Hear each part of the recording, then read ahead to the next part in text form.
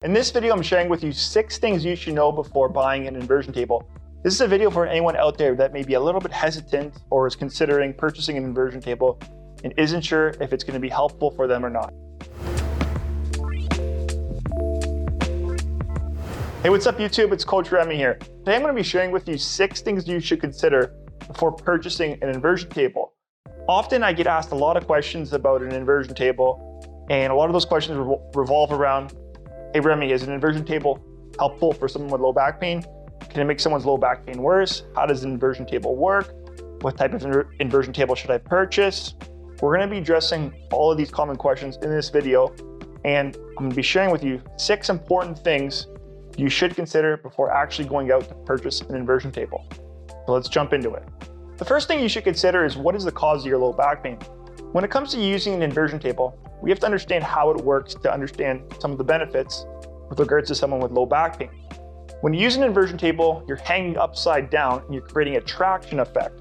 So if I were to take this little spine model here, if we stand and sit all day, we get this compression that builds up and we can get some stiffness in our back. Now, when we go to use an inversion table and hang upside down, we create this traction effect, which opens everything up and it expands our spine out.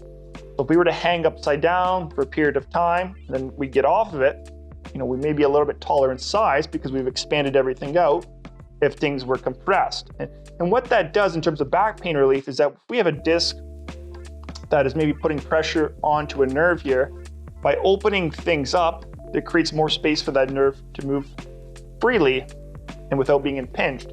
So that's one way an inversion table can provide relief to somebody, is just by opening up a little bit of space in the spine. Things are compressed and causing pain. So in those cases, that's where maybe an inversion table has a benefit to someone with low back pain. And in some theories, it can perhaps help with a little bit of the disc healing to an extent, with some nutrient flow as well in terms of transportation. But the other thing to consider too is that there's going to be some cases where people do have certain types of back pain or back triggers where an inversion table can make things worse. And that's where people don't respond well to traction. So when you traction the spine and pull everything apart and open everything up, if you have some degenerative changes, maybe on the facet joints, or maybe there's a little bit of hypermobility at that segment, what can happen is that there can be a sharp movement when you hang upside down, and something may rub just not the wrong way, and that can create a sharp pain. Or maybe it's when you get off the inversion table that can cause a sharp pain, because whenever you traction something, keep in mind, when you compress something, you create stiffness. But when you traction, you now reduce that stiffness and you destabilize things, and you can create some instability. And if there's already some instability present with someone's spine, that can be a negative and cause someone's back pain. So we have to understand what is the cause of a person's back pain. How do they, respond to traction? And is this something that can maybe be helpful, or is it going to make them worse? So typically, by seeing a skilled clinician or practitioner, they can advise you on this, or by doing a simple form of traction, maybe a lower level of traction. Maybe you're not hanging directly upside down with an inversion table. Maybe you're just doing a park bench decompression, or you're pushing up kind of on a pull-up bar or hanging from a chin-up bar. If that feels pretty good, then that's probably an indication that an inversion table would be something helpful for your back pain going forward. So that's my first tip, is that everyone's back pain is different. Not everyone responds well to the inversion table, but some may and some may not. But consider those factors before you do make that purchase. The second thing you should know is your effects to hanging upside down. So you have to consider the retinal and ocular pressure. When you're hanging upside down, there's a lot of blood flowing to your head, and this could be very uncomfortable for some people. They may get dizzy and nauseous just from being in that position. So I would make sure to check with a doctor to make sure you're cleared and can safely hang upside down without issues. But you don't want to get any dizziness or any issues there, because that's another problem that can be created if someone does have a history of problems with regards to, hanging upside down or just not responding well to that. So that's another second thing I should say you should know.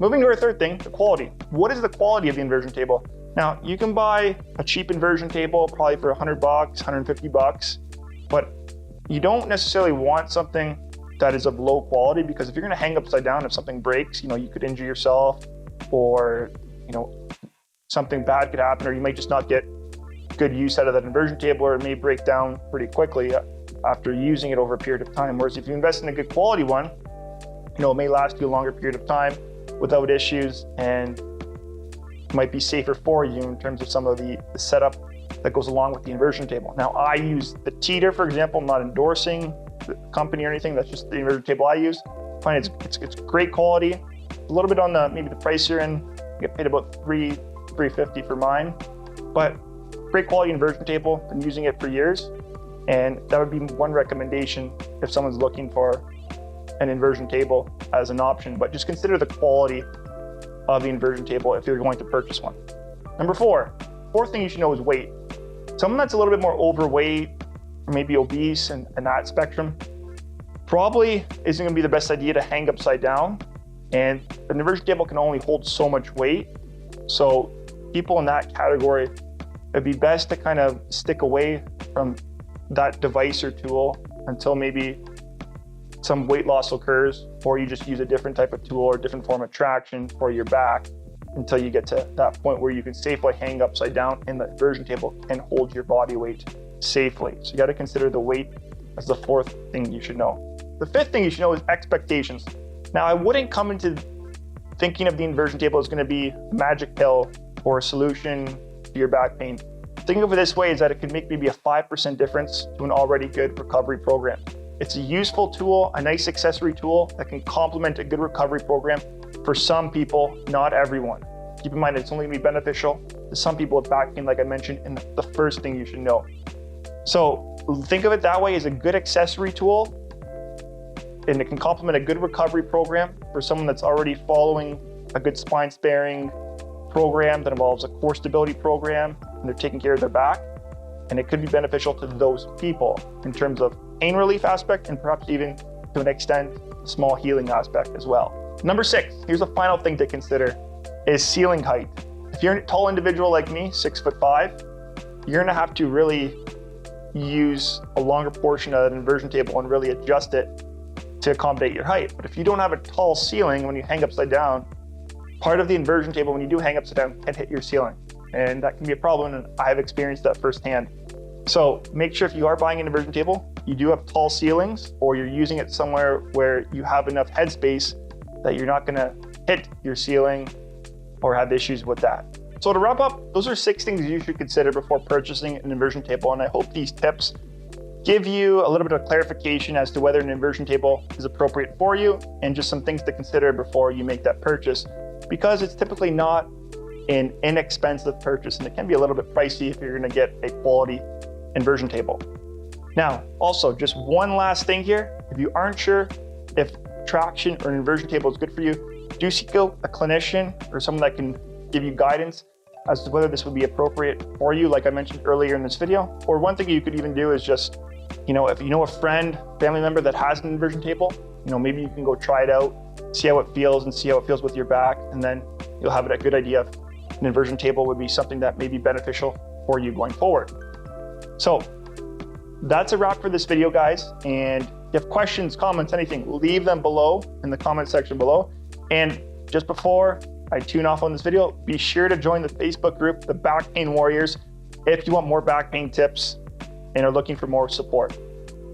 Okay, guys, that is it for this video. I wish you guys all a successful and productive day. And until next time, take care.